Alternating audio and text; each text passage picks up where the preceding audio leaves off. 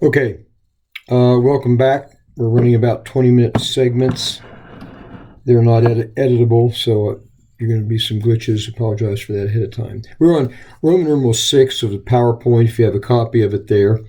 And we want to move now into what sexes are, or if you want to use the modern term, what genders are, how many of them are there, and what's the scientific basis for this.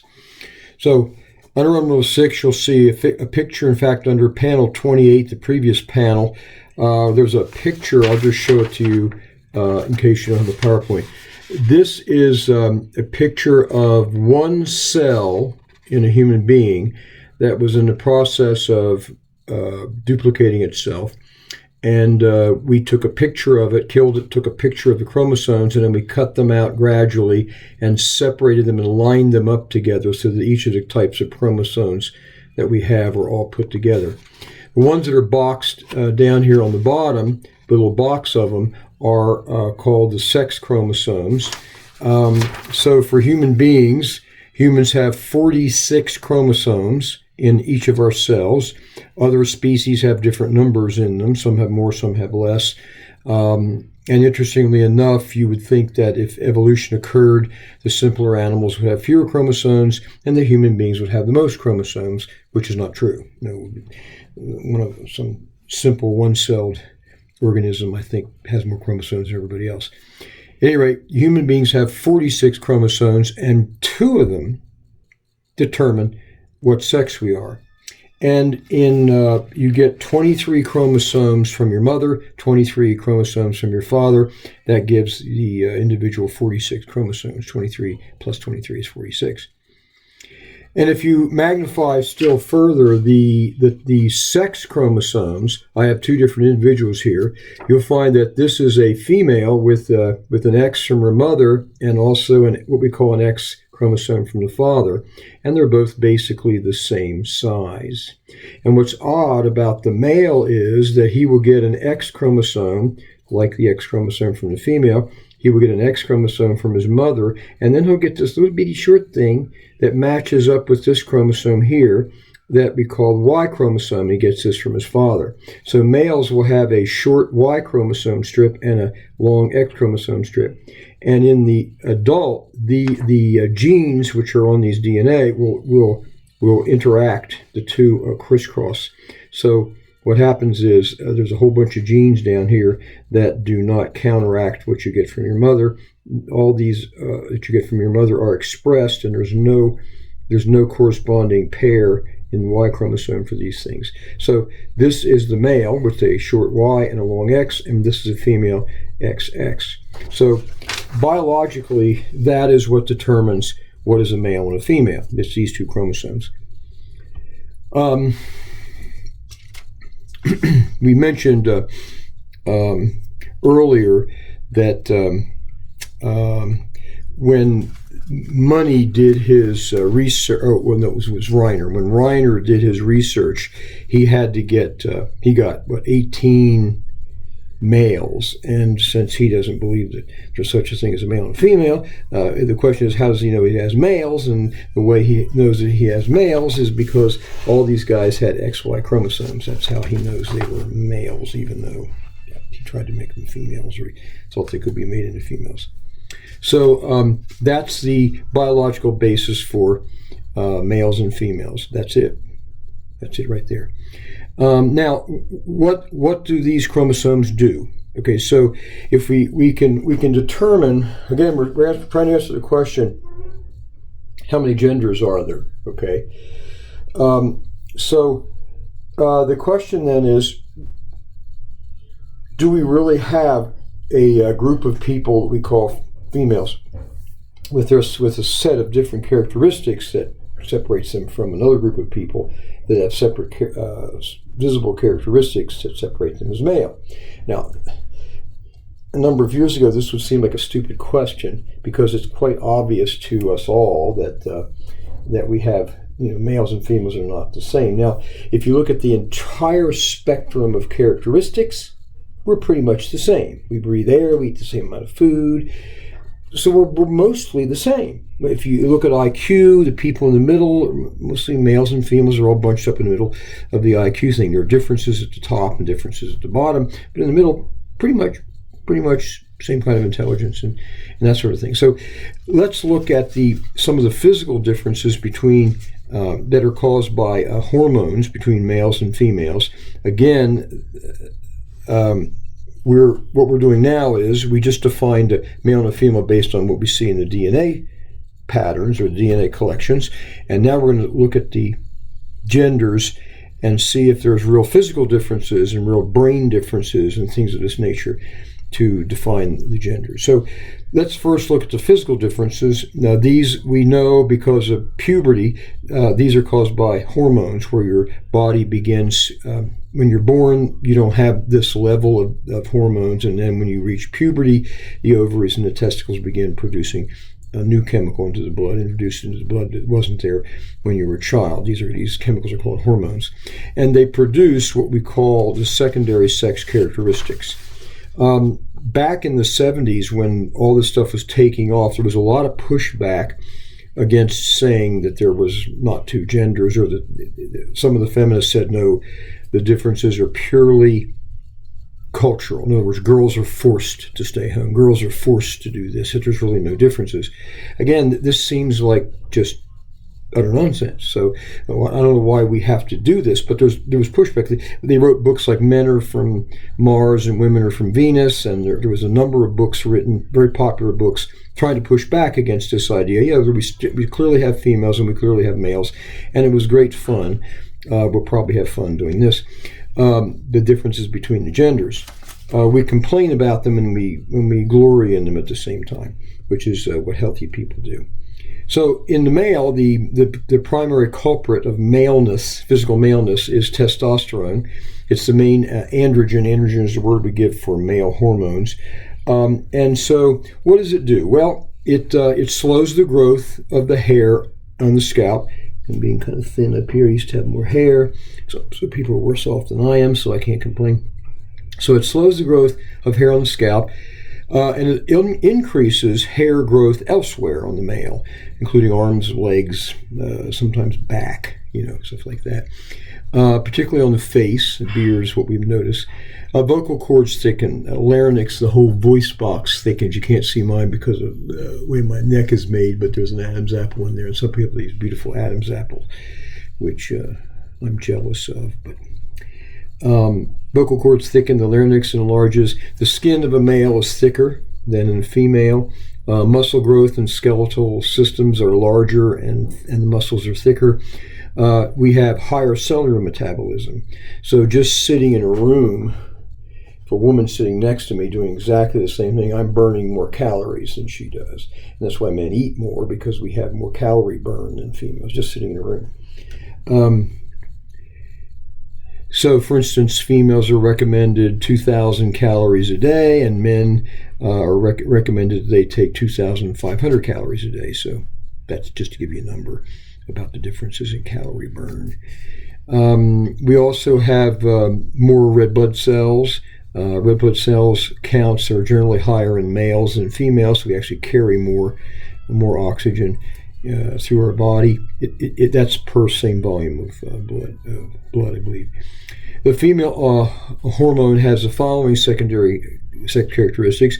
Head on the hair lasts longer, or hair head lasts longer. Facial hair is very faint, usually not noticeable until later years. The features are smaller, the face is rounder, the head is smaller and rounder at the top than a man's. Tend to round at the top, men's tend to be a little more flat. Neck is shorter, more rounded, the larynx is smaller. Shoulders are more narrow and sloping down. There's a reason for that, which I'm not sure I'll get into. Body hair is faint to light. Breasts are prominent, well-developed nipples, large surrounding rings of the nipple. I know my wife nursed, and hers nipples are at least 3 or 4 times as big as mine. Muscles are largely hidden. You don't see definition in females as often as males, because females have a a thicker layer of subcutaneous fat, makes them look smoother and rounder, so you don't see the muscle definition. Pubic hair is formed, it cuts off a straight line at the pubic region. In males, it goes up and kind of peaks like this. In females, it tends to be, there's a pattern there, the different patterns. Hips are wider and more rounded in females for carrying offspring. Hands and feet are smaller and narrower. Thighs are wider at the top and shorter in length than males. And we have the shoulders are narrower, and the hands the elbows come down and tend to go out this way. That's to compensate for the larger pelvis. There's a stance. I don't want to get into it, but the overall way the arms hang is different for females. So if I were to walk around like this, that's a female stance. And so if I was walking around like this, you would think that was feminine, because female arms tend to do this, whereas males, because their hips are small and their shoulders are wider, then our hands tend to hang straight down, whereas females have this outward because the pelvis is wider than the shoulders, and so they tend to do this more than males. So those are some of the secondary sex characteristics. I play a game when I'm driving. If I see somebody in the distance on a bike or walking or something, I generally try to guess their gender based on the silhouette, things like that, based on these secondary sex characteristics. What about brain differences? Well, I had a lot of studies on the brain, human brain, and most of these are based upon a CAT scan, where a CAT scan is that you put this thing on the skull, and by using, might be sound waves, I'm not really sure, I guess I should know that before I'm talking about it, but anyway, it's CAT scan, whatever waves they use. But what it detects is the constriction or dilation of blood vessels in different parts of the brain. And then we'll have the patient do something, and then we'll note where the blood increases or decreases in the brain when they're doing certain activities. That's where a lot of this comes from. So here we go. Women's verbal centers, parts of the brain that generate language, are more active than men. In studies, women produce, on average, 20,000 words per day. 20,000. Men produce about 7,000. Big difference. So do women talk more than men? Yeah. No, not all of them. But, I mean, I thought I talked a lot, but we did this year I did it again, but I went to a food judging thing for our homecoming thing, and it was me and 7 other females, and man, I thought I talked a lot. At any rate, the studies are clear. We've studied it from thousands and thousands of people. Women produce on average about 20,000 words per day. Men produce about 7,000 words a day. That's normal gender difference behavior. But there's variation. Some women will produce 40. Some women will produce 15. Some men will produce 10. Some will produce less. But these averages are distinctly different. Even in the tips, there's distinctly different. Women tend to have more nightmares than men. And the events that scare them in the nightmares happen inside the house. Kind of odd. Now, here, let me ask you this question, because this completely surprised me. Who do you think looks in the mirror during the day more often? How many times do males and females look in the mirror at themselves? Well, maybe I'm a chauvinist, but I would think, well, obviously women are much more attentive to their face and their makeup, so clearly women must look at themselves in the mirror more often. Well, apparently that's not true. They've measured this also. Women look in the mirror about 16 times a day, and men look at themselves in the mirror on average 23 times a day. So anyway, that's interesting. Another difference of the brain, in the limbic system, we don't need to describe, but it's in the center of the brain. The limbic system of a woman's brain functions differently in that they are more aware of their feelings. They examine their feelings. Men are almost oblivious to their feelings. They literally don't have as many feelings as females do. So they're able to feel connected to other people. This, we think, is the source of a women's greater empathy, which makes them better at certain activities like child caring, nursing, and things like this. They're more aware of feelings, or they're more aware of other people's feelings, and they're more aware of their own feelings. And we think that they're being aware of their own feelings makes them more aware of other people's feelings. Where a lot of times men are like, what? We have no idea what other people are thinking. Also, women value close relationships more than men do. Men value closeness. In other words, I need a close friend. Women are much more likely to think they want that and need that than men are. Men are much more likely to just go through solo and not be too much worried about it. Now, it doesn't mean they don't do it. I'm just saying that it's far more a tendency of women than it is for men. We think this is all tied up with the limbic system.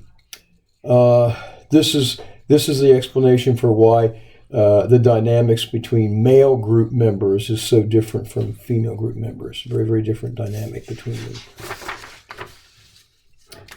them. Also, in the center of our brain, we have the corpus callosum. We have two sides of our brain, and each side is complete. But they will switch back and forth to do different activities. Sometimes they do them together, but they'll switch back and forth. And women have a lot more connections between right and left side of the brain. And this means that when women have strokes, where a part of the brain is damaged, they recover much more rapidly than when men have a stroke, because they have so many more connections between the right and left lobe. When one side of the brain gets damaged, they have enough connections where they can take over on the other side, undamaged side, much more easily than men do. So the data is women recover from strokes a lot faster than men do, and this is, we think, is the reason. Also, women are more comfortable with multitasking. Men get annoyed if they have too many tasks to do at once. That's why when your husband's listening to the football game and you try to ask him a question or something, he's liable to snap at you. Or he's reading a newspaper or a book and you try to get him to take out the trash, and he may snap at you, because men don't like multitasking, whereas women feel much more comfortable with it. Females use both sides of their brain when they're communicating with others. Men use only the left side when communicating with others. If you look at SAT scores, we see some very distinct differences. Women tend to excel at language-based learning, while men tend to excel at math, science, and spatial reasoning, like mazes and things like this. The evolutionists like to point out that male rats go through mazes way faster than female rats, and so they like to say, well, that's because we evolved, the male brain evolved this way, and all that kind of, but at any rate, human beings do the same thing.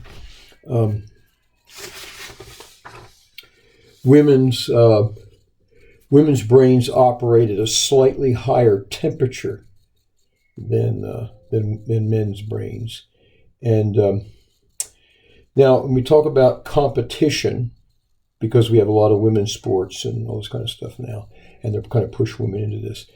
When we study the competitive brains of the two, people say competitive women, non-competitive women, competitive men, non-competitive men.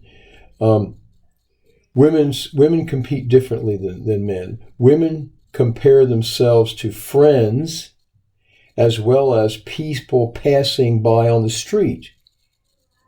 And I think this research is talking about comparing themselves, whether they look good, whether they're dressed properly, or whatever that sort of thing. And they will often expose people to harsh criticism for fashion blunders, because they're paying attention to it themselves.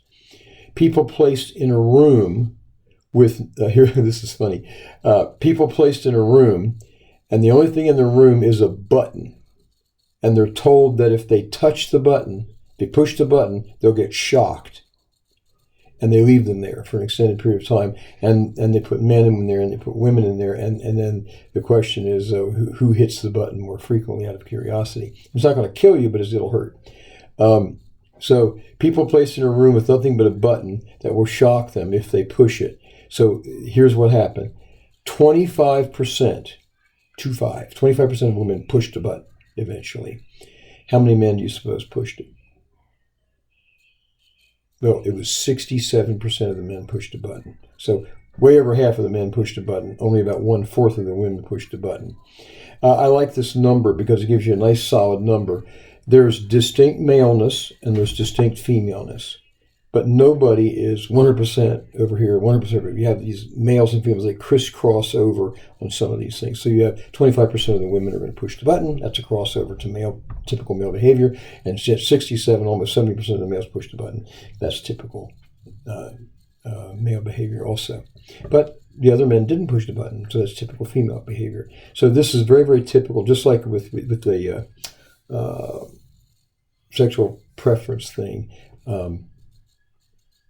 It is a crossover. It doesn't apply to everything, but there are distinct differences. But every characteristic of a male does. Each male, an individual male, doesn't have all the male characteristics. An individual female doesn't have all the female characteristics. There's some of this crossover. So this is also what we see with regard to risk taking, and risk taking also. It may be related to competitiveness as well. Competitiveness is a risk.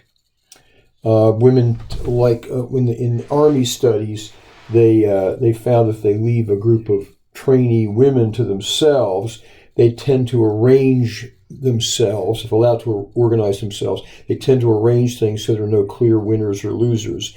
Whereas men tend to arrange things with a first, second, third, everybody's ranked. And everybody has a slot in their responsibility.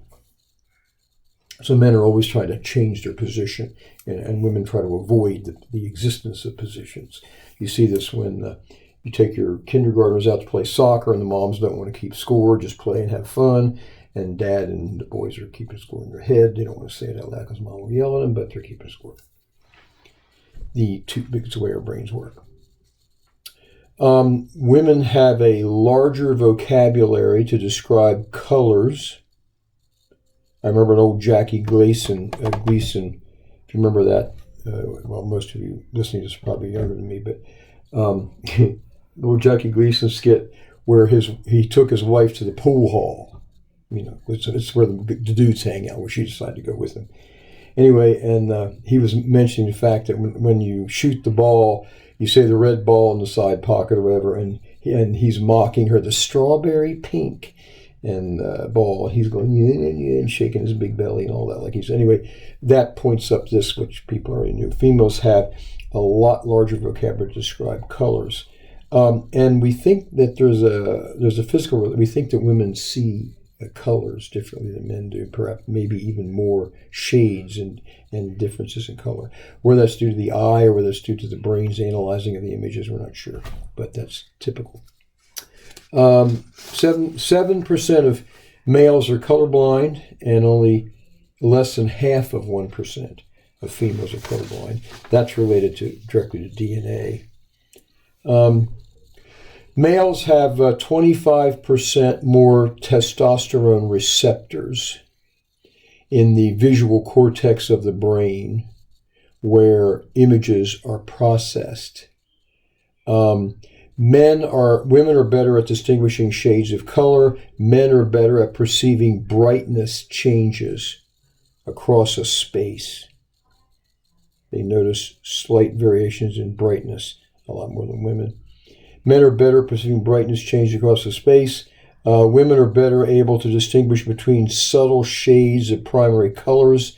Men have the advantage of being able to pick up on rapidly changing images or sudden movements. This is why nearly all fighter pilots are male. Females don't have the mental structures that give them an advantage. Men see movements, men see changes in shades a lot easier than women do. I looked that up because they're really pushing to get women pilots. And if you go online and look at some of the things, they'll always showcase one woman pilot, and there's almost none. Because those jobs are highly trained and highly skilled, and most men can't do it. So like I said, the differences between males and females are biggest at the tips. Almost all the rest of us are kind of clumped in the middle here, but at the very high ends, their differences are huge, but not the big bulk of human beings in the middle. In post-mortem examinations of the brain, the brain of the brain is found that women have 43%. That's a lot. 43% more neurons in the olfactory part of the brain, our nose, what we smell. So you'll find that almost all air fresheners are bought by women. I personally don't like air fresheners at all. I don't like deodorant. I don't want to smell like anything. I don't want to stink, but I don't want to smell like perfume. I don't like that. And so my wife, she'll plug in a Gardenia air freshener. I'm going, what is that? I don't like that thing. I don't like this thing. Anyway, or I won't notice it at all. In this case, that's why she'll plug them in every once in a while. I won't notice them. So women spend more time analyzing smells than men, but men spend a lot more brain space analyzing visual images than women do. I mean, it's significant. So a man's brain uses 5 times more, I think it's 5 times more brain space analyzing visual images, whereas a woman's brain uses 5 times more brain space analyzing smell. Very distinct, very, very gender specific. That's why almost all pornography, men buy it. Women tend not to buy it. I always thought it's because men are ugly and women are pretty, but apparently not. That's not the reason. So I remember an interview with Hugh Hefner's daughter. She started Playgirl magazine. Hugh Hefner did Playboy magazine, so his daughter started Playgirl magazine. And I saw her in an interview. And of course, initially it was feminism, and the idea was that if men can do it, women can do it. And they published this book. Well, I saw her on an interview admit that almost all the purchasers were men. That females weren't buying it. That gay men homosexual men were buying it. So again, that's probably related to the amount of space that men spend analyzing visual images as opposed to women. Women have more taste buds than men. 35% of women are what we call super tasters. They have an excess number of, and they're able to analyze taste better. But only 15% of men are super tasters. And pregnancy, all the hormonal changes that go on, tends to increase a woman's perception of taste as well. So anyway, these are some of the differences, and this can get very complicated, as we suggested earlier. The idea that DNA would determine how you stand when you're at rest, that would not enter my mind. So there's probably a lot of other little shades of differences between males and females that nobody thought of to look at. But these are some of the ones that are more obvious and have been tested quite thoroughly.